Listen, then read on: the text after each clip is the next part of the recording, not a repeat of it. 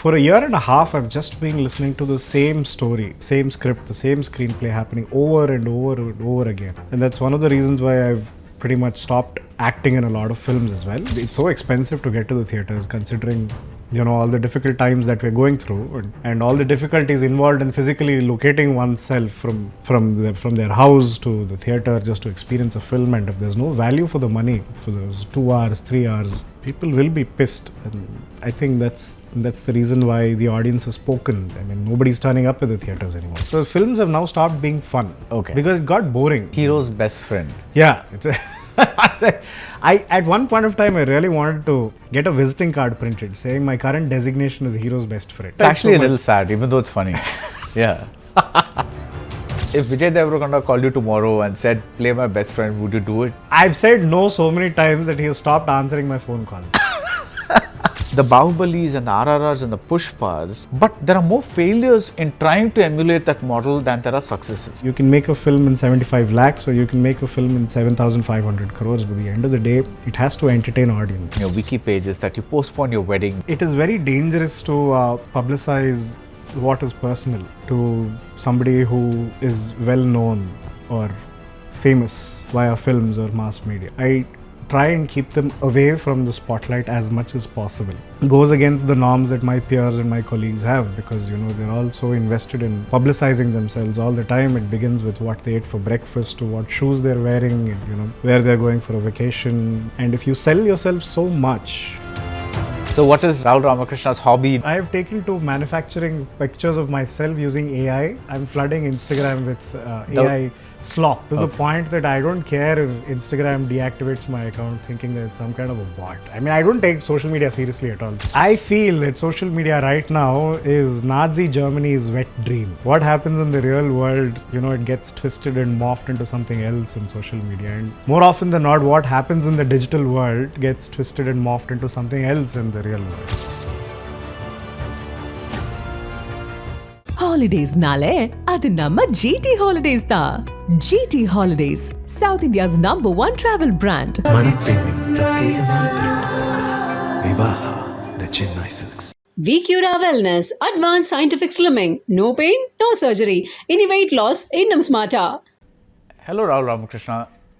Hello, Baradwaj Rangan garu. Thank you for accepting my invitation to be on the show, because it's like I've been seeing you in films for a while now. And it's one of those things that every time I'm in Hyderabad, this guy is one of those guys I should talk to, but something else, you get pulled into other things. And then I didn't have your number for the longest time. And many of the PRs here, they didn't have your number. Is it? Yeah. That's surprising. Something. So every moneylender in Hyderabad has my number. So I've been evading that. So I should have asked the moneylenders. No, I'm not in debt though. Okay. But I'm indebted to you for having me here. I'm really God. Honored. Okay. But you're angry now. You're an angry person now. That's just me on Twitter. Why? That's the Why are you angry? performative male. No, you're not performative. It came from a genuine place. I mean, I think I've finished. Yeah, I've finished a decade of working in Telugu films, so I feel my anger is right in its place. Right. So we'll start with that, because I want to just get past that and then get to the other stuff. Because the juicier stuff. The juicier stuff. Now, the thing that you wrote was, empty theatre halls are a sign that we are not making movies that are drawing audiences in anymore. The audience is smart. They know it's not, you can't blame anything. It's just that we are not putting out good stuff that attracts the audience anymore. That's something you truly believe in. Yes. Okay. Now, why did this rant? Now, when did you think this started happening? Well, I've been noticing films and filmmakers and scripts, because it's part of my daily business to sit and listen to ideas and scripts and pitches, right? So, for a year and a half, I've just been listening to the same story. Just different iterations of the same story, the same script, the same screenplay happening over and over and over again. And that's one of the reasons why I've pretty much stopped acting in a lot of films as well. And I honestly feel the rant that I put up on Twitter is like an everyday average common man's rant. It's so expensive to get to the theaters, considering all the difficult times that we're going through. and all the difficulties involved in physically locating oneself from their house to the theater just to experience a film, and if there's no value for the money for those 2 hours, 3 hours, people will be pissed. And I think that's the reason why the audience has spoken. I mean, nobody's turning up at the theaters anymore. Right.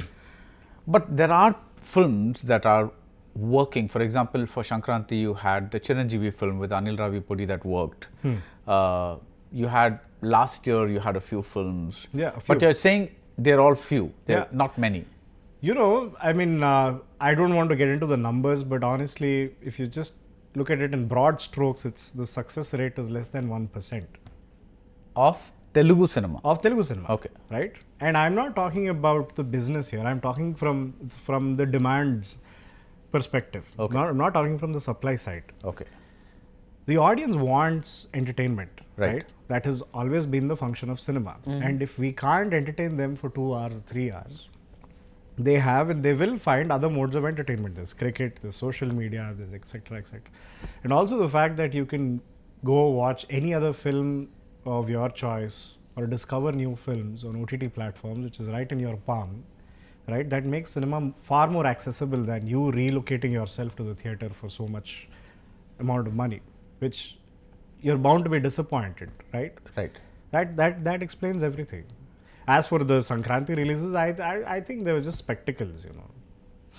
And people like to see spectacles. Yeah. So they come, and it's also a festive season. Yeah. So they come, they kind Yeah. of make it a point, but then afterwards they stay away from theaters. It's like a cultural spectacle, you know. You want to get together with all your friends and family, probably step out of the house, go watch a film, and that's probably the reason why those films that got released during that period, you know, did well. Okay. So you're saying that if those films had gotten released at a less favorable time, as in a time when people are occupied with exams or something like that, they might not have done as well, you're saying? Yeah. Because Quite you're saying the possibly. films themselves don't have the... Well, I'm not really trying to I'm not trying to place them out of context. I'm not trying to, you know, put them in another position or in another time period. But I'm just saying that one of the reasons as to why those films ran well in the box office was because it was a holiday festive season, and also the fact that, you know, people wanted to get out of their house. But the thing is, people always want to get out of their house if they deem that the entertainment that they get from the film is worth it. Yeah. And that's not really showing anymore. That's not really. So you're saying that, yes, there are people coming out for 3 or 4 festive seasons a year. Yeah. But that does not really mean that they're getting what they want from the cinemas. Yeah. That's what you're trying to say. Yeah. Okay. All right. Yeah. So there was a part 2 or part 3 to your tweet as well, which I just want to touch upon, and it says, add to it the general dissatisfaction of having to work with redundant material, outdated practices, and inflated egos. What was this? Oh, part this of- was me for the last 2 years. I've been listening to scripts and dealing with filmmakers, you know. I've gotten so tired of you know, how do I say it? There's a stereotype about Telangana cinema now, and I'm talking specifically about Telangana cinema, right? It's been Telangana cinema? Telangana cinema ever since the state formation has happened. Okay. We've had ample opportunities to, you know, express ourselves creatively, but Right. we've kind of more or less, and this is my grouse with filmmakers. We've relegated ourselves to 4 or 5 common themes or thematic concerns, which is, you know, honor in the village, pride in the village, or you know, trying to get out of the village and talking about urbanization, or some panchayati set up under a tamarind tree somewhere, or it's just about eating mutton or drinking, and you know, it's all these little nuances that don't really make up for a film.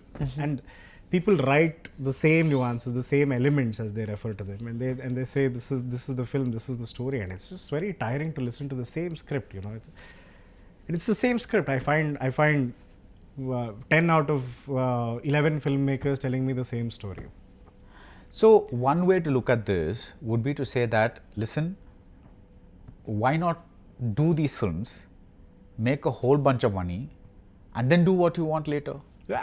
I've never wanted to make money in life. Okay. I just wanted to have fun. Okay. So films have now stopped being fun. Okay. Because it got boring. Like it turned into like a form of an employment scheme where I just had to turn up at 9 o'clock at some place or 7 o'clock at some place and do the same thing over and over and over again. Hero's best friend. Yeah, the hero's best friend. At one point of time I really wanted to get a visiting card printed saying my current designation is hero's best friend. Okay. So being stereotyped. That's actually so a little sad, even though it's funny. Yeah. Isn't all comedy tragedy? Yeah, it is. Tragedy plus time. Yeah. Yeah. But so the repetitive nature of what I did and what continues to come to me is what made me so angry. Yeah. Now, how do you overcome this? By not doing films. So right now you have no films at all? I am doing Hushaaru 2, which is a sequel of the first part, and I'm also writing and I'm going to direct my own film with Priyadarshi as the hero and the lead in the film. That's something that I'm working on exclusively at the moment. But if somebody is really offering me like a shit ton of money, I'd probably do that film even if the character or the storyline seems repetitive. Okay. So if Vijay Deverakonda called you tomorrow and said, play my best friend, would you do it? I've said no so many times that he has stopped answering my phone calls. Because the last time I saw you was in a photograph where I think you went to their wedding and and it was like there were a lot of comments. Thawed, Sorry? The ice is thawed between the both of us. But a lot of people attribute their marriage to me because of my character in Geeta Govindam. Yeah. But I don't know. He probably wanted to rework that magic again, but I don't know. Yeah. Probably something in the future. I mean, if something. I think the film industries everywhere, there is some inherently. They think it's a bit superstitious. I think they think it's a lucky charm or something like that. That okay, this combination and this person and this person together, people like to see.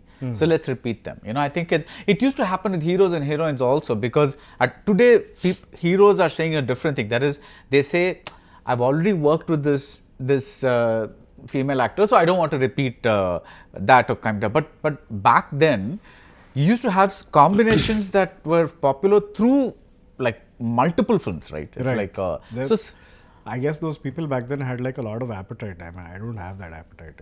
Right. And similarly with comedians also, if you look at the older day comedians. Oh, the sheer volume of their work is astounding. So you'd find 2 good tracks of comedy. Yeah. But 8 films, they'd be doing the same thing. Yeah. So again, they'll find 2 good tracks and then 8 things. So, but they just kept coming up. They kept showing up. And I have the deepest regards and respect for people who can do that, because this is something that I cannot. Okay. I just cannot do it. So I always hold people who do 300, 400 films of the same kind over and over again. I have mad respect for for that kind of stamina. Oh, please. He's done more than 1,000 films. Yeah. And like he himself would be the first to accept that maybe about 600 of those films are pretty much the same kind of kind of a track or whatever it is, right? Yeah. And maybe the others he got a little bit of other things to do, but it was always like because there are even memes with some of his stock expressions that he himself must be like, okay, I'm showing up, I'm doing this, and I'm leaving. And again, no disrespect, because that's something that he had the appetite to do, to use your words. But you're saying I don't have the appetite for that. I don't. Right, because is that because you feel that everything you do should be fresh? Is that your thing? Yeah, I mean, I don't like to tell people that I'm trying to reinvent the wheel. Right. I'd like to get them onto a rocket or a spaceship if possible. Okay. So kind of ambitious, isn't it? Yeah. So you want them to totally redesign what Rahul Ramakrishna means in the context of Telugu cinema. Yeah. Okay. By that, what? Like, look at me as a hero. Look at me as no. Why not? Why not? No. These are traditional brackets that I cannot fit into. No, I don't mean necessarily some huge mass movie or something like that. But you can play a leading man in anything. Like why not? I did try my hand at it, and honestly, the experiences were quite sour. So I don't want to repeat them unless and until I feel like that's something that I can really honestly and very effortlessly do. Okay. Why were the experiences not good? Because the film had... Multiple factors. I mean, they didn't quite turn out to be the way that I expected them to be. Okay. And you know, the politics of negotiation, of you know, wanting to sit over creative control, and you know, I would probably have a different opinion than the filmmaker's opinion, etc., etc. It's the usual jargon. Right. You know, the site to you is a little new because maybe the people that know you well, they've seen the site, but to people from other states who know you from Arjun Reddy, which was your third or fourth film. It was the second film. Second film, but the release pattern wise, I think it was your Second. It was your second film? Yeah. So I think pretty much all of India saw you in Arjun Reddy, except maybe the people that saw your first film. Yeah. So this thing about this wonderful, faithful, loyal friend who would, you know, like who just stick through you with thick and thin, I think that appealed to many people for two reasons. One is you were so good in that role, and you and Vijay had that wonderful chemistry. But more than that, I think many of us yearn for that kind of steadfast friendship, right? It's like a... Yeah, you should ask my friends. I mean, they'll probably tell you that I'm exactly that kind of friend. But and I feel that, you know, that friendship as a product, I don't want to sell it out very often. Like I want to ration it very judiciously. Right. So you're not saying I'm not open to doing this. No, I am certainly open to doing this if I find something new or interesting in it. Okay. It can't be the same. And a shitload of money, like I said. And a shitload of money. Yeah. Okay. But the money that you're getting now for doing your roles, are you happy with it? I don't want you to get into the specifics, obviously, but... I am at a stage in my career where I'm not really thinking about my money. Okay. Which is a good place to be, right? Yeah. Okay. Because I have people taking care of me. So that kind of sorts it. Okay. What does that mean? Family, you know, I mean, they've got my back. So I have some time to, you know, figure my way out. Figure your way out. Yeah. Okay, cool. So let's, because most of us know about you from Arjun Reddy onwards, let's just go on a brief flashback, right? So you're born, and then what happens? I was born, and I find myself doing multiple occupations by the age of 21. Right. I started off as a data entry operator in a construction company, a work site. And then I briefly moved on to writing search engine optimization articles on the internet for magazines, etc., etc. Then I started writing film reviews inspired by people like you. Thank you. And then I moved to mainstream journalism, where I, you know, reported on a bunch of things. And I was a cub reporter. I probably put in about, say, 4 to 5 years of all different kinds of reporting. And then I moved to television, which happened because I was good friends with Arun Bhaskar, and he decided to cast me for his short film. Short film, yeah. That was his resume of sorts, and he needed somebody who was very talkative, you know, open to being exploited for free, and, you know, just never complain about stuff. So there I was. And that went viral, and it afforded me a lot of opportunities. That was at my phase where I was very desperately trying to earn a good deal of money. As you know, mainstream journalism doesn't exactly pay you very well. So the minute I saw the paycheck for writing dialogue for my first film, I said, great, this is it. I'm going to make the jump. And I did. And while that was happening, people kept calling me for small little characters, and I might have auditioned for a couple of films. I mean, very half-heartedly. I never ever wanted to be an actor. Right. Then at the same time, I was also hanging out, like I said, I was good friends with Arun, right? So we all used to play cricket together. That's where I happened to bump into Mr. Devarakonda. We started playing cricket, and we kind of built a rapport, and he introduced me to Sandeep one night. It was a serendipitous meeting. I was heading out for another spirited adventure in the middle of the night, and I happened to come across Sandeep, and Sandeep had watched my short film by then, and he, for some reason, he decided to cast me in Arjun Reddy. What was that meeting like? Did you... Where I had actually gone out to do a little bit of shopping in the middle of the night, and I happened to bump into Vijay, and Vijay was with Sandeep, and it was Sandeep's birthday, and Vijay introduced me to Sandeep, and Sandeep said, "Hey, hi, you know, I've seen your film, it was very good," and I said, "I don't know, I don't think much of it. It was okay." Right. You know, just me trying to be humble. Yeah. And I guess he observed me in that little interaction, and then the next day he calls me up and he says, "Listen, I have a character, I want you to listen to it, and, you know, If you like it, why don't you come over to the office and play that part? I said, okay, fine. So I go, I listen to the script, I listen to the character, and I said, okay, that's all fine. How much are you going to pay me? You know, he said some X amount, and I said, okay, fine, I'm doing the film. That was it. Okay. And then Arjun Reddy happened. And then overnight, I was, made famous, and, that's where my acting career began. And I took it a lot more seriously ever since then. Right. While acting in Arjun Reddy, because you've done some theatre and stuff before, like theatre, briefly, very briefly. Yeah, but I mean, I did study it with a passionate perspective, but I never aspired to be an actor. Right, but you were also one of the few people in Indian cinema, mainstream cinema, that also talks a lot about things like Wim Wenders, and you're exposed to a lot of things. Yeah. You like the art itself. You're not just like somebody who watches mainstream films or whatever, which is not like, I'm not saying this like a praise or something like that, but your interests are varied. Yeah. Yeah, which is like, you like a lot of these slightly... A little bit of like a lot of things across a broad spectrum. Yeah, you like art, you like poetry, you like this, you like that, Music. Mostly. So there's a lot of stuff that you kind of this. Yeah. So when Arjun Reddy happens, you're shooting for a film, do you find that I think I'm good at this. I think I'm a good actor. I think I have no camera fear, something like that. I still think I'm not a good actor. I mean, I don't think there'll ever be a day where I'll actually believe that I was good at something. Okay. Even though I have made statements in the past saying, one particular film was my best work ever, and yada yada. It was all marketing, but I honestly feel I'm not. I don't even meet the standards of the ones that I set for others.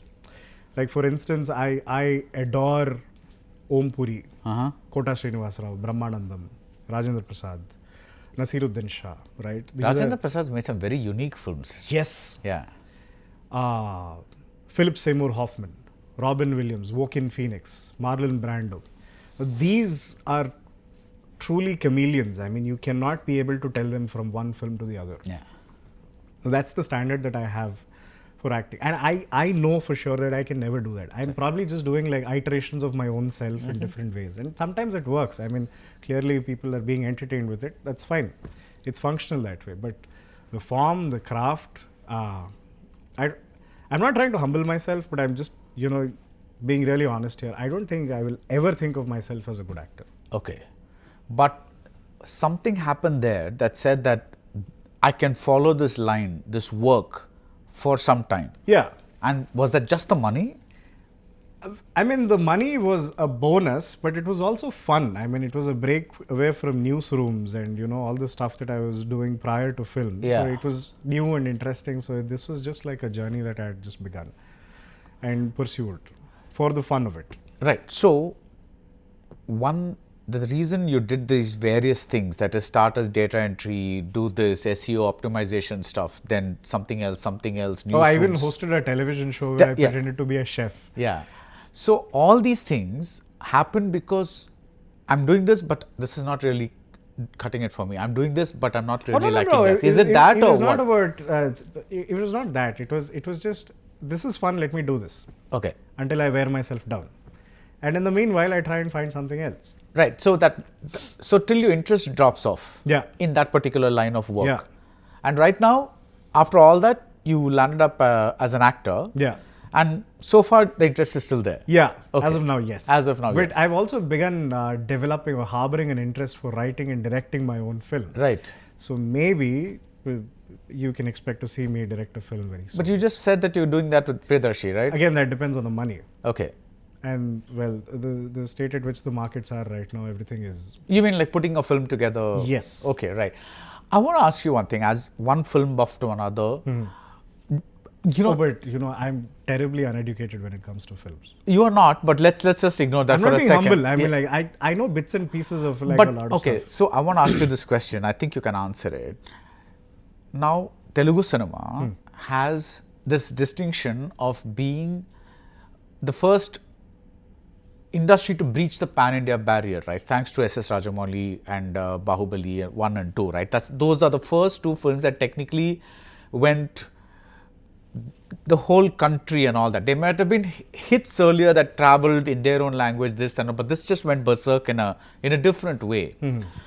Now, when that happens, such a level of success happens, and that begins, people want to now say, I want to do this, I want to do this, and then Pushpa happens, and this and that and all that. I find that the Bahubalis and the RRRs and the Pushpas are there, but there are more failures in trying to emulate that model than there are successes.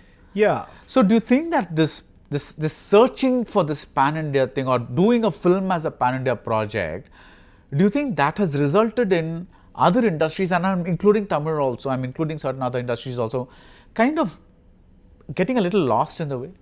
Well, this is way beyond my scope of expertise, but you know, I always think of cinema as, say, hot water, steam, right? You can use steam to spin turbines, and that creates electricity. You can generate steam by boiling hot water. Right. How do you boil hot water? How do you boil water? You can use a kettle or a gas stove or an immersion rod, or the most extreme and the most expensive way of boiling water is to set up a nuclear reactor. Yeah. Now, if you imagine any of these big budget pan-Indian films to be nuclear reactors, at the end of the day, they just produce electricity, which is cinema, right? Now, the thing is, because of the enormous success of these big budget films, the need to emulate that nuclear reactor model is the trend.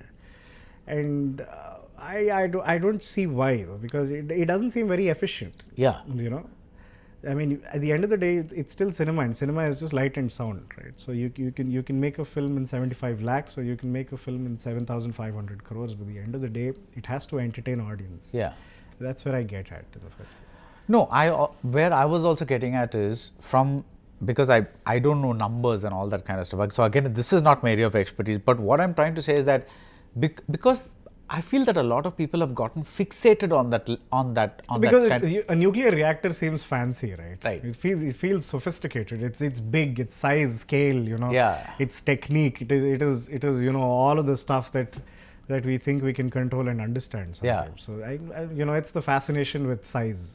I feel inherently film fraternities across the world have like an ingrained size complex. Like Right. there's always something about size that people need to talk about. the bigness of it all. Yeah, the vastness, and I don't know what else it is. Right. But when, the thing is, there is this tendency to say that, oh yeah, there is a balagam that works, or there is a court that works. But again, I find that those are maybe 2 or 3 in a year. So I don't really understand it when people say, like when they say that, oh, there are some small movies that are working and all that. But then an industry cannot sustain itself on the basis of small movies working alone, because the amount of money that they bring in is not a fraction of the opening day of a big blockbuster or something like that. Just like, so I wonder how this whole economics is going to finally work out. Right? I don't know. I mean, if we all knew, we'd all be making successful films. Right? Yeah. I mean, that's the magic of it. We don't know what works and what doesn't. Yeah. That's the reason why millions of us get here to try and figure out what the hell we are doing here in the first place, and how do we do it in the first place. So after so isn't the easier option in this to be an actor? Recreate the same formula that works? Yeah, it is. I find my peers doing the same thing. I mean, I have no problems with that. It's just something that I cannot do. You cannot do. On a personal because level. you want satisfaction at the end of the day. I want joy. I want to have fun. Okay. Like, I don't want to wake up regretting that I have to go to a shoot or, do this or do that or say this or, promote a film when I know it's not something that I enjoy. And, I don't watch my own films most of the time. So tell me one thing. When you say fun, you want a unit that derives some kind of creative joy in making a film? What is that fun? Fun is to be so immersed in the experience of making something. Okay.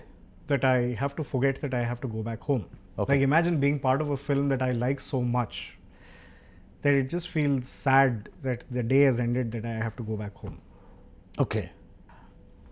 I'll give you any other job.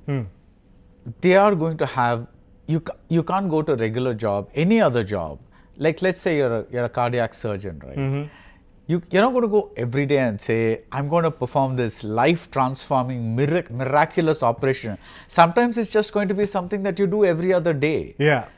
Why is this not? But I can't treat this as a job. I don't know. I've never been a cardiac surgeon, so I don't know how a cardiac surgeon feels. I was giving an example. Yeah, but yeah. I don't know. Maybe I should try cardiac surgery next. Okay. Maybe that seems interesting. Okay. No, but why can't you treat it like a job is what I'm trying to say. Because not every job is fun every day. No? I can't. I just get bored of repetitive stuff. Okay. I can't. Okay. So it's basically that I look at this as an expression of my creativity. Is that it? I look at it as the pursuit of joy. Okay. And if it brings me joy, I will do it. Is that how you look at everything in life? Mostly, yes. Okay. So, for example, let's say you have a friend. That friend is somebody that gives you some amount of joy. Yeah. That's how you keep your friends. I guess, yeah. Okay. If you're doing this interview, Yeah. it's because you hope to get some joy out of it. Yeah. And it's there's a lot of joy in meeting somebody who I grew up reading so much. Okay. So, So everything in your life is centered around the pursuit of joy. yes. Okay. The economy of joy. What is that? It's where the currency is joy, Joy, and I try and derive it by staying awake all night, taking care of my toddler, and then turning up sleep deprived for an interview, and hoping to find joy in the other person's faces. Do you find joy in your toddler? In my toddler, yes, Okay. That's pure joy. yes, Yeah. Yeah. unadulterated. Unadulterated joy.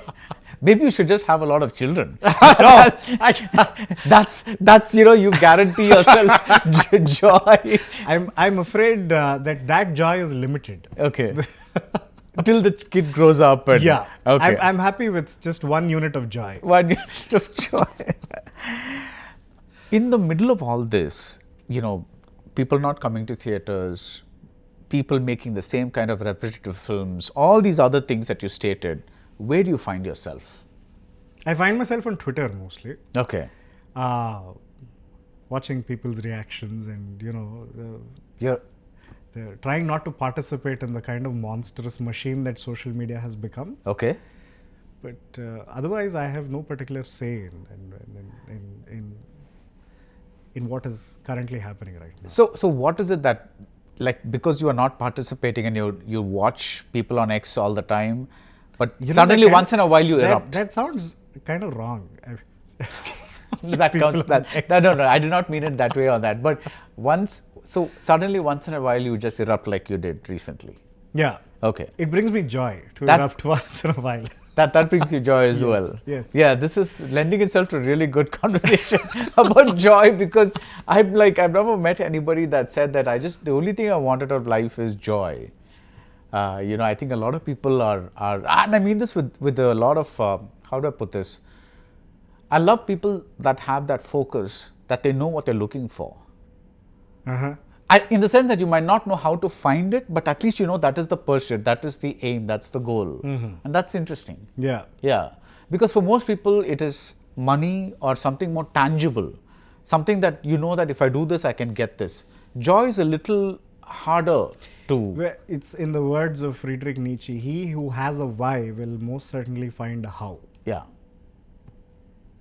So why do I do it? I do it because I want to find joy in life. I think the number of times I've said joy in this interview is slowly starting to Sound like a something. I don't know, yeah. Yeah. But apart from Arjun Reddy, let's leave that apart because that's pretty much the reason you exploded and all that. But can you name some other films where you found some joy? Where you had a good time, where the unit was nice, the film was something that you believed in. Jati Ratnalu. Okay. It was so much fun doing that film. Yeah. There was so much fun. There was so much positivity all the time on the set. Okay. There was also another film that I had done. It was called Net, which was a cutaway from the usual stuff that I did. And Okay. Me exploring darker and slightly shadier characters. Yeah, that was fun as well. This is something I should be asking Tarun, but I'm asking you because you're also his friend. But do you know why he's turned to acting with a vengeance? I don't know. Probably he probably always wanted to be an actor. Okay. Maybe he's good at it. Okay. I don't know. I wanted to know if it's also, is it because there was one time, I think maybe around 3-4 years, But 5 he's a fantastic actor, by the way. He is. Because the way he narrates his films, you can see every character in the film just by the way he narrates things and people and situations. I'm also asking if it's because it's become a little more difficult to mount the kind of films that used to be mounted. You mentioned Jati Ratnalu, Tarun's own films, certain other people. There was a small movement kind of Chila Sao. There was a kind of a movement of sorts maybe 4-5 years ago where you had a lot of these very, very fun, interesting movies come up. Is it still on? Is it? Tarun's making his sequel for Inagarani Kemaindi. Okay. Rahul Anna, who made Chilaslo and Girlfriend, I believe he's coming up with another fantastic script altogether. Right. Anudeep is trying to work some magic with another film. I've heard a line and it sounded like a lot of fun. So yeah, I feel it is still alive. Okay. And you think that it's become easy? Is it still kind of relatively easy to find the financing for this kind of films? I don't know, sir. I honestly don't know. Okay. What about the film that you're trying to do? Well, it's a comic tragedy, and everybody I've narrated it to really liked it. So also the producer, and it's in all probability it might just be like an OTT digital release. Okay. But, they're still waiting on certain formalities to get done before I can formally announce what it is. Is that something that you choose, or is that something that I personally chose to do like a web film. Okay. Like I wanted it to be a web film. Why did you not want a theatrical route? I didn't want to take on the pressure and the expectations of wanting to deliver it to so many people, and just going by how the market is right now. I felt it was better and safer and wiser to stick to the internet as my first medium, and then if that does well, maybe in the future I can do something for the theatrical audience as well. Right. Back in the 1960s, when in Hollywood, when people found out that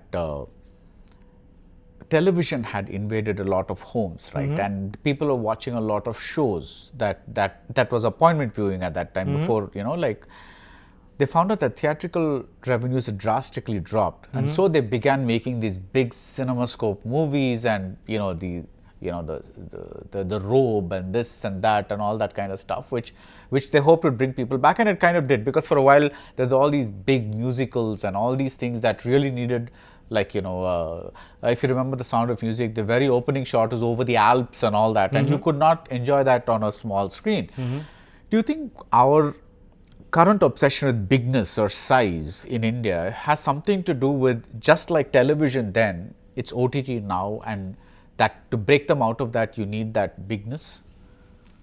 Maybe, I don't know. I won't be able to say for sure. I've given you a long question. Give me a long answer. I really wish I had an answer. I'm really sorry that I don't have an answer for this question. Okay. That's it. Yeah. Okay. I don't say anything that I don't know anything about. Okay. But you think it could be? Because you're saying that, I'm going back to your tweet. In that tweet, you said that they lead modern lives. There's a lot of pressure. There's a lot of investment in getting to the theater, a lot of investment inside the theater, time and money. Do you think that maybe this movie that you're planning may not meet those criteria? No, at the end of the day, a film is a film, right? If you watch what is happening on Instagram or YouTube, the stuff that we call as reels and shorts, where 15 years ago they were called short films. Yeah. Right? But ultimately, it is all cinema. It's just, it's people talking, and there's music in it and there's effects. So it doesn't really matter whether my film hits the cinema screen or a television or on the phone. My point is, the phones have become far more accessible. The television screen has become far more accessible than going to a theater, become more economical. So I feel this is a safer option. In fact, I feel my film is literally going to be in the hands of the people. But you also feel that maybe you can do things when it's announced as an OTT film that you probably cannot do when it's a theatrical, and No, I've not you may have to thought of play anything in safe, that nothing direction like at that. all. No, Okay. not at all. No. Okay. One of the big news items that's there on your wiki page is that you postponed your wedding because of hectic shooting schedules. I'm not getting into that, but where do you see this whole work-life balance thing in this world? I have observed that it is very dangerous to publicize what is personal to somebody who is well known or famous via films or mass media. So that it's been a principle of mine to make sure that my family, my loved ones, including my friends, and whoever I hold really close, I try and keep them away from the spotlight as much as possible, which goes against the norms that my peers and my colleagues have, because they're all so invested in publicizing themselves all the time. It begins with what they ate for breakfast, to what shoes they're wearing, and where they're going for a vacation, their clothes. I mean, there's no sense of mystery left anymore. And if you sell yourself so much, what is going to be so enthralling or exciting about you that people have to come and watch you in the theaters? That's my logical. That's how I rationalize it. So, but apart from that, I dislike any kind of attention towards my family life. Right. I'm not asking you about your family life. I'm Okay. asking you about work-life balance. Oh, my work-life balance? Yeah. Well, when there is work, there's work, and when there is no work, there's life. Okay. So do you believe in this concept is what I'm trying to ask, because you're working so much, you have to postpone something, as like you want to get married, but you can't do that because you're working in film after film after film after film. Do you now think that I should probably take it a little easier, or you're just thinking that there is no such thing as a balance, it just happens as it does? Do you think it's possible to consciously strive for a balance, a work-life balance? Maybe, I don't know. I just do whatever feels natural. Back then, it just didn't feel natural. Like it felt like I had to put in too much effort to get married then. But now it doesn't anymore. Now Okay. that I am, I'm a father and I have a child, and it doesn't seem too much of an effort for me to go out, make a film, also come back and do my daddy duties. So Right. if that is what work-life balance is, yeah, I guess that is it. Yeah. Right. But then you're saying I'm not going to overload Instagram with pictures of me with my baby, or me with my family, or me with my doing this vacationing thing, or me with my plants, or whatever it is. Yeah. No way. No. So what is Rahul Ramakrishna's hobby? Nobody knows. I have taken to manufacturing pictures of myself using AI. Like, I've gotten really good with prompts, so I'm flooding Instagram with AI slop Okay. of myself, to the point that I don't care if Instagram deactivates my account thinking that it's some kind of a bot. I mean, I don't take social media seriously at all, so Okay. it's just a new fun pastime Okay. that I've taken to. Okay. You also called social media something before we began this interview. You want to say that? Yeah, I feel that social media right now is Nazi Germany's wet dream. I mean, that's exactly where it is right now. Okay, And that's one of the reasons why I do not care for it, because what happens in the real world, it gets twisted and morphed into something else in social media. And more often than not, what happens in the digital world gets twisted and morphed into something else in the real world. So Okay. I've decided to take only the real world seriously and not the digital world. Okay. So when you say it's Nazi Germany's wet dream, you kind of mean that there's, like, in what way? As in, because that was an authoritarian rule, right? Yeah. This is Which was enforced by a cult, but Okay. now we don't need the cult anymore, because we have become like a huge cult, right? Okay. It's the individual will of it's the invisible will of the majority that and where everything is performative, everything is holier than thou, everything is so sanctimonious, as you had referred to, and we set standards that we do not emulate, for sure. right. And we do not know what is true and what is not true anymore. It's just so much noise. Is one part of you worried about, not worried necessarily, but concerned about, listen, I'm speaking very naturally, is something going to get twisted tomorrow on social media? Are you thinking about that at all? I right? don't care. I've never cared. Not now. So you're just like, whatever happens here, Yeah. if tomorrow somebody says Rahul Ramakrishna said this in an interview, you don't care. Go ahead, cancel me. It's okay. It's all right. Okay. You just Me being cancelled or not being cancelled doesn't pay the bills at home. So maybe it's all that'll right. give you joy. Yeah, maybe. Yeah. You know that. I mean, being cancelled is probably going to be like my next badge of honor. Yeah. yeah. What was the earlier badge of honor? Not being cancelled. No, I'm serious. What was your earlier, but seriously speaking, do you look at certain movies as, listen, these are good things to have on my resume? You have that, right? Sir, I've always listened to scripts, and if I liked something, I'd do it. Yeah. No matter how small or how big my character or Yeah. my placement in the film is. And I never had any sort of premonition about how the film would be, or if there's a space that I would like to get into, or if this is the kind of a market that I would like to target. Nothing of that sort. Right. I listen to something, I like it, I say, let's do it. That is it. There's no other criteria. That's how I decide my films. That's how you decide your films. Yeah. Okay, and some of them you liked, some of them you regretted. Yeah. Okay. I mean, what transpires in a conversation might end up being completely different by the time it hits the screen. Right? Yeah. So right now, if I were to direct a film, Yeah. and like I'm just this other director, I'm getting into like I'm going to approach you with a script. What would it take for you to say yes? I don't know, narrate it to me or let me read it, and if I like it, I would most certainly do it. Right. Do you also do this thing of, like, supposing somebody unknown approaches you and says, listen, I don't have a lot of money, but I would love you to be part of this film. Will you do that? Will that be something that you do? Sure. I mean, if the script is great, it's Yeah. promising, it's tremendous, and if I can see myself in it, yeah, definitely. Yeah. I'd work for free. Yeah. So this is not something about money alone. It's also about the joy that you're finding into Absolutely. making movies. Absolutely. Now you're going to direct a film. Yeah. And how do you see this developing? Because you just said AI slop. Mm-hmm. That's also something. Do you see yourself maybe as an AI filmmaker? Well, maybe. I mean, if it's like a great tool to use to make films, to express, why not? Okay. Because I have seen some incredibly real-looking AI stuff, and it was very hard to believe when this person showed me that this was not like an actor acting, but actually something created by AI. Yes. It was shocking to see it. Yes. Actually, now I've gotten used to it, but at that point I was like, really, oh my God, what's gonna happen? You know? Exactly. So, yeah. So I honestly feel it promises to be a very powerful tool, but it all depends on how I can find my application with it. And if it is going to help me with something, I wouldn't mind using it at all to make a film or to write a piece of music, or I don't know. Right. What's your thing with music? I love music. I Yeah, grew up like as listening in, to is a it lot of music. was it like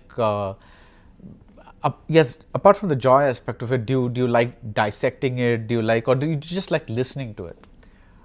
Music was my first and most natural inclination Like to get to. how old back were you? Like do you remember? I started learning Carnatic classical vocal at the age of 5 or 6, I think. Okay. Into 7 whole years, 8 years. I pursued it very passionately, and then I kind of drifted away. But eventually, I started hanging out with musicians, with local rock bands, musicians all across Hyderabad, and I even used to tour with a lot of them. Just help them around, carry their stuff, sort of a thing.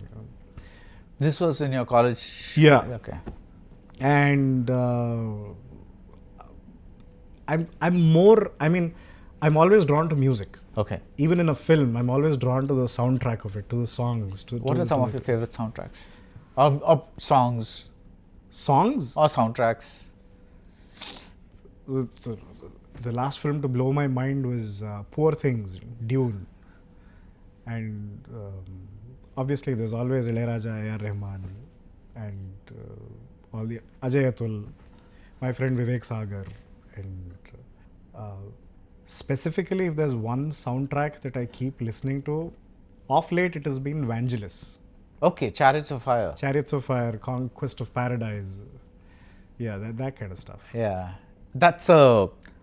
I think that's a phase of early electronic music that Yeah. kind of Yeah. that came in, and him, Tangerine Dream, those guys. I don't know I still don't know if that's a guy or a band, but that Tangerine Dream is, I remember that because people like Ridley Scott used them a lot.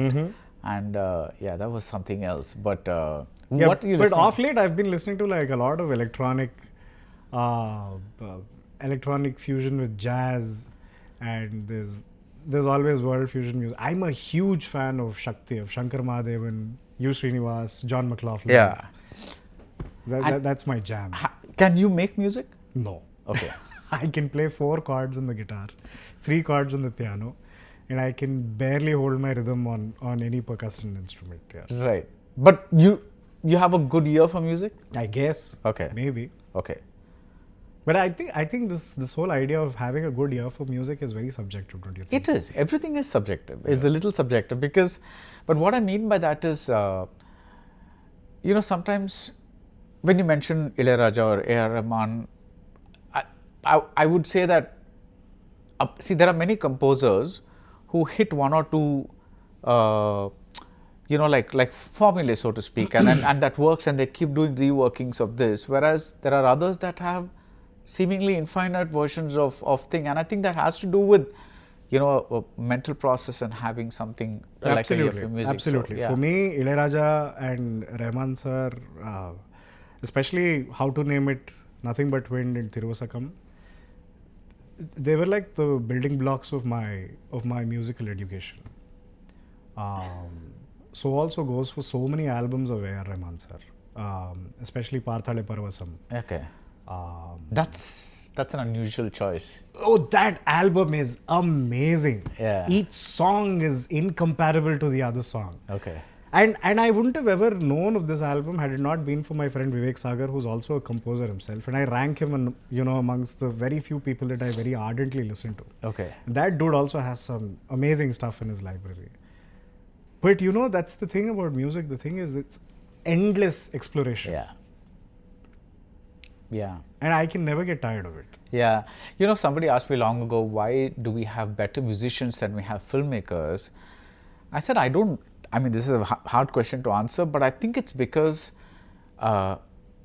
making something that's going to last 2.5 or 3 hours, because ours is not with the exception of what Ilayaraja has tried with the How to Name It or whatever it is, most of them, even on How to Name It, there are pieces. Now he's done what do you call it? The symphony. Symphony. Yeah, right. That word was slipping me. But Like now he's he's been done doing this, that right? for a while, Right. right? But what I'm saying is, otherwise, music is typically in our cultural lingo, it is a 3 or 4 minute, 5 minute song. Song in a film. And that's a little more self-contained than it is in a thing. I know this is a very generic answer because you mentioned Carnatic music. You can do a 3-hour alapana if you want to, so to speak. Yeah. So I know that, but I think that's because musicians are able to reinvent themselves constantly because their output unit is a little less constrained in time.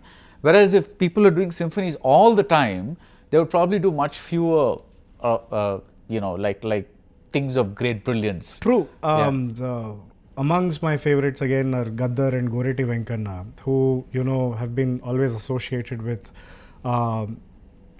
music that was related to politics. But then there are also songs by Gaddar that you would not believe were not political. I mean, they spoke about tender things like Moonlight, or how a song was just about a woman walking by. And it's incredible how people can have so many sides to them, especially when they're a musician. There's no limitations when it comes to music. Yeah, there are no limitations, and because it's also more abstract, you can listen to it without necessarily saying this is the protagonist, this is the antagonist, this is that, and you don't have to follow a story. It's truly very free. It's free. You can listen to a song knowing that it's a part of this film in this situation, or if you haven't seen that film and that situation, you can just, which is why I find that some of the songs I like very much are in languages that I don't understand. Exactly. Because for me, the words also become part of the music. Exactly. So they are, you're going to say something, something Yeah, that's also one of my grouses with filmmaking right now, is because we feel we're so restricted by plot and formula and combinations, whereas it's bullshit. I mean, if Jafar Panahi made Taxi with just his cell phone camera or a small little GoPro camera, driving a taxi around the streets of Tehran, and he made a film out of it, right? Steven Spielberg made Paranormal Activity. We had a whole genre of found footage films which were brilliant. And Ramu sir made Con, right? An entire film with just 3 people in one little house for 11 days or 12 days. He wrapped up the film. You know, these are all.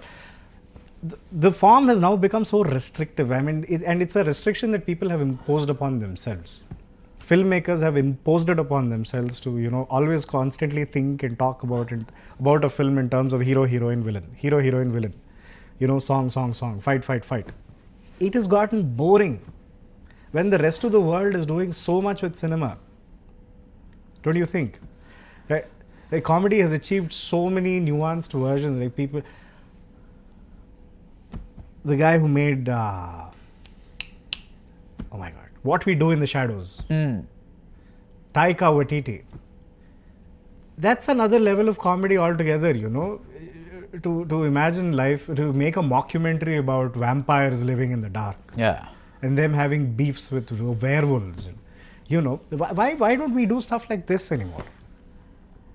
But did we ever do that? I'm sure the indie scene in India, the indie filmmaker scene, I'm sure there are great minds out there. It's just that they don't have access to the amount of funds and, you know, the size and scale that we constantly keep gloating about so much here. And there's so much gatekeeping that happens here in the fraternities, you know. So the minute you discuss an idea with somebody, they come with you. They come at you with notions of, hey, yeah, this is not going to work. How will this work with this hero? I think that's where the idea is dead. The minute you start resolving these fantastic ideas or impulses that you have into heroes and heroines, and you get my drift, right? Yeah. You know, I kind of half agree with this, because the success of a film like Chila Sau, which is one of the most beautiful films I've seen, that does prove, or even if you look at a more melodramatic film like Court, you know, these films find an audience. But I don't know, I just find that... Honestly, I like the Marathi Court much better than the Telugu Court, and that's just my personal opinion. Yeah, but I think these are two different things. Yeah, that's a very that's Chaitanya Tamhane's film, right? Yeah, but that's it. Yeah, but I'm just talking about the you know, that these things slip past. But the reason a court here gets made, as opposed to the Marathi Court, and the Marathi Court is also, if you notice, it's independent. It's mostly it got a festival release. It didn't do much of a theatrical run, whereas a Sairat in Marathi, which is this big full-blown caste-driven narrative, but with songs and other things and all that, there's a certain format that we like. And I think that, see, Sairat is one of the most powerful anti-caste or just caste narratives that I've seen.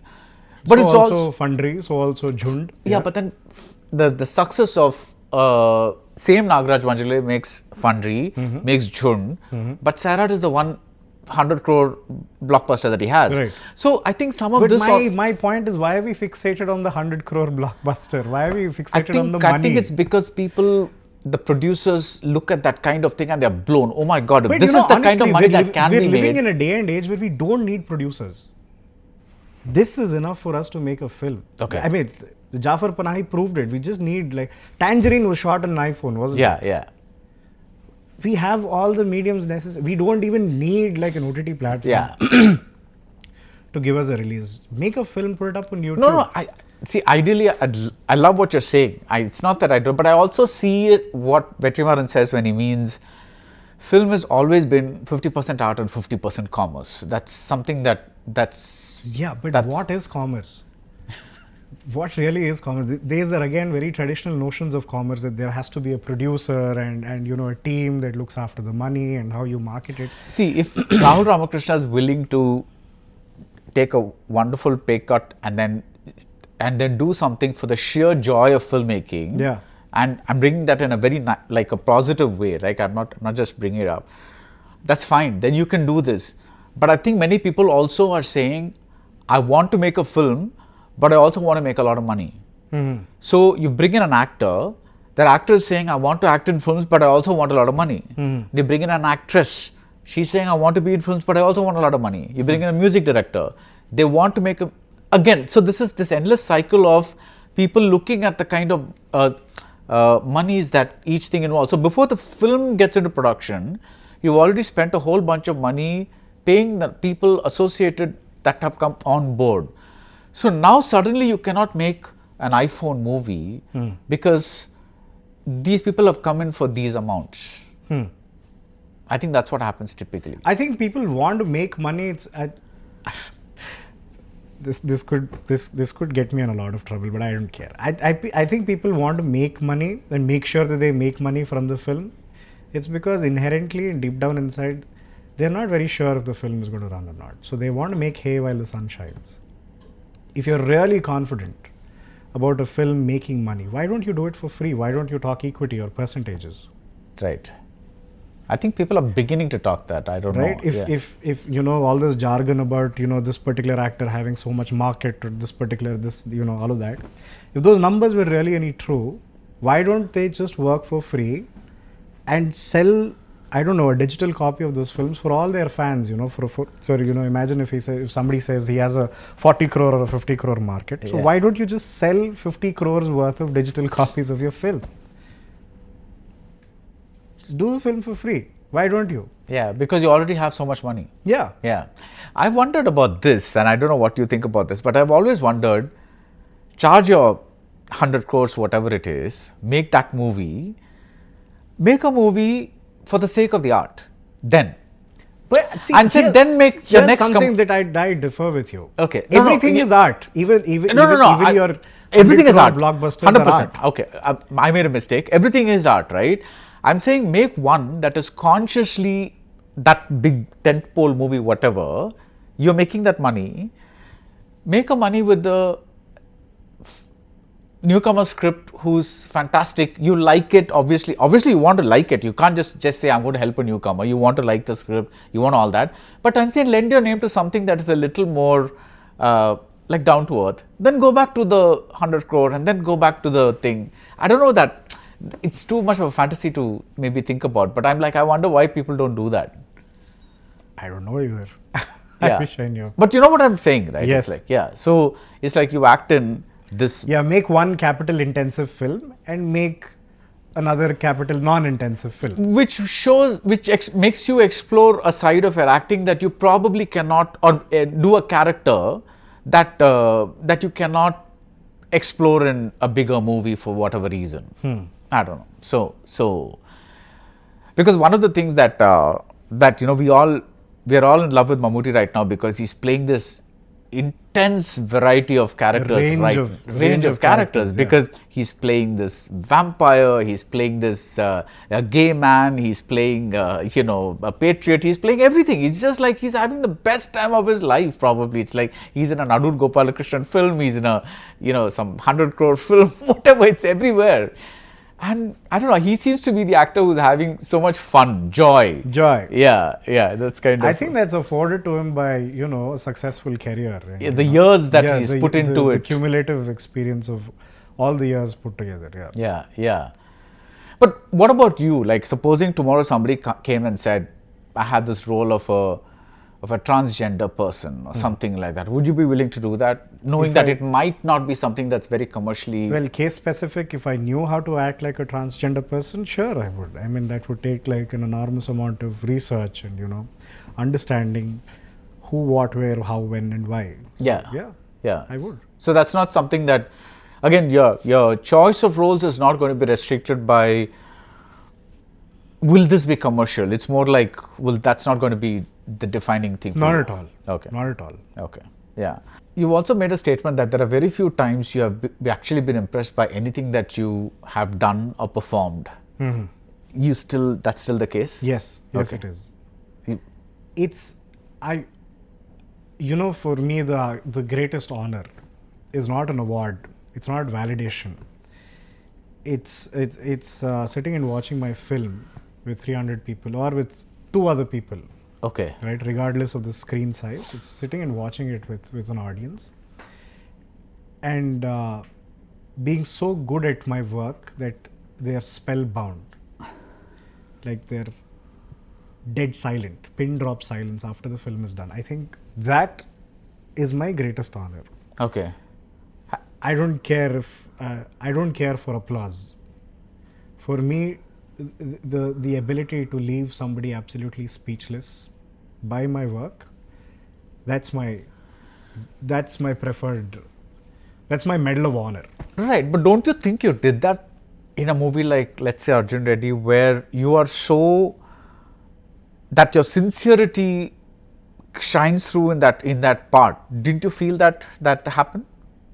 Maybe it did, but I would like to see it in a bigger scale. Bigger scale meaning?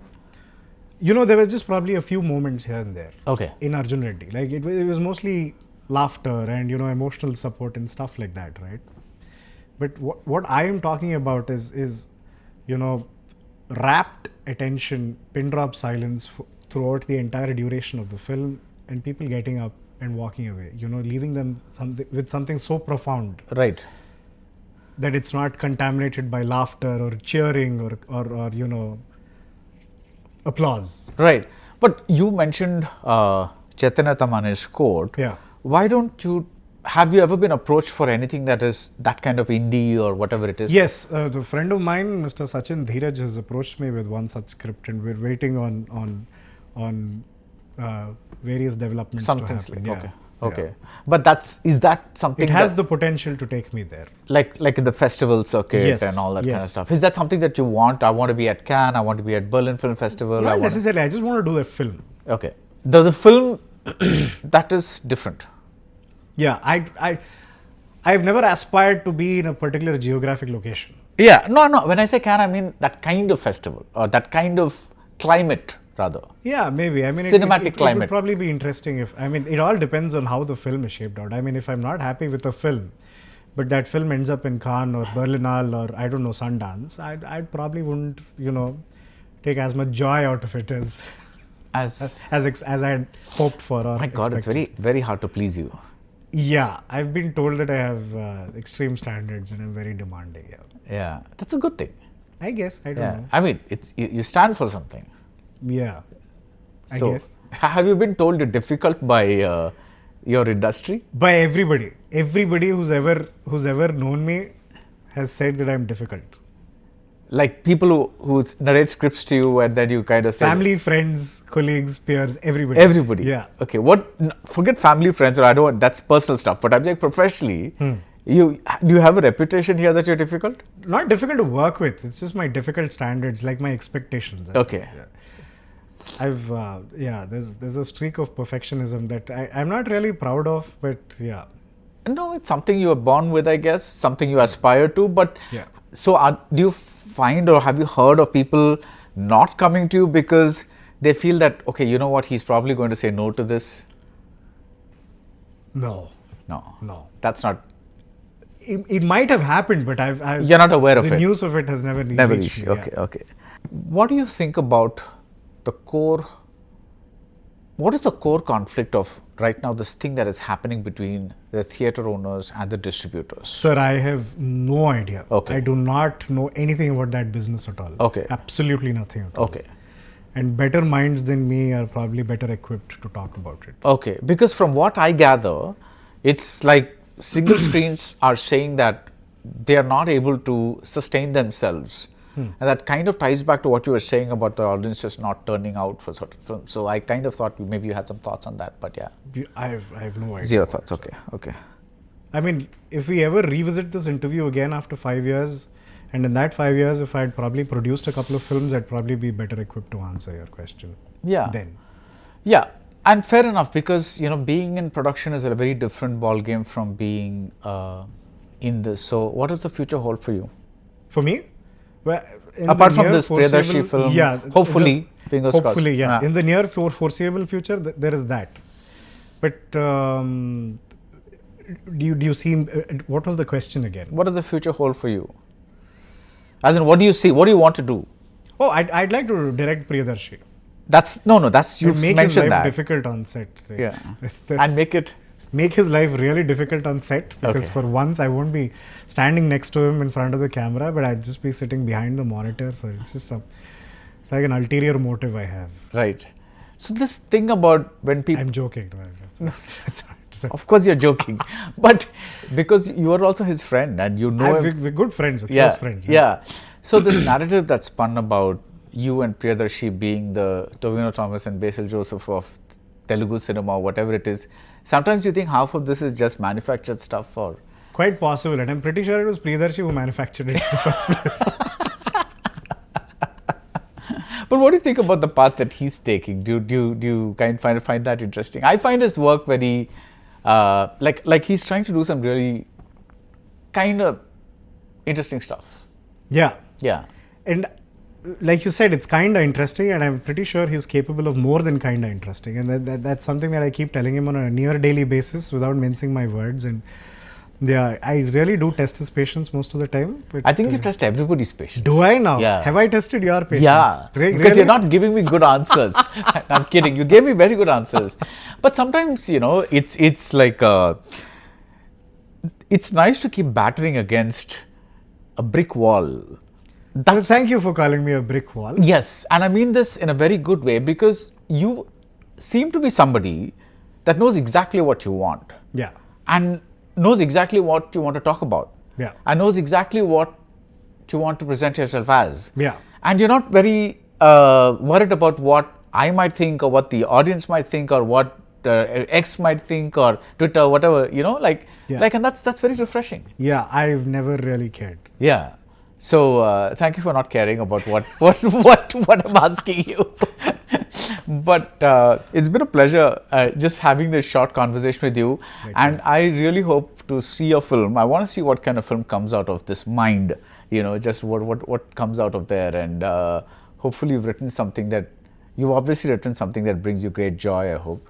Yes. Okay. Yes, so far it has. It has. Let us see if it translates itself onto the screen the Yeah. same way.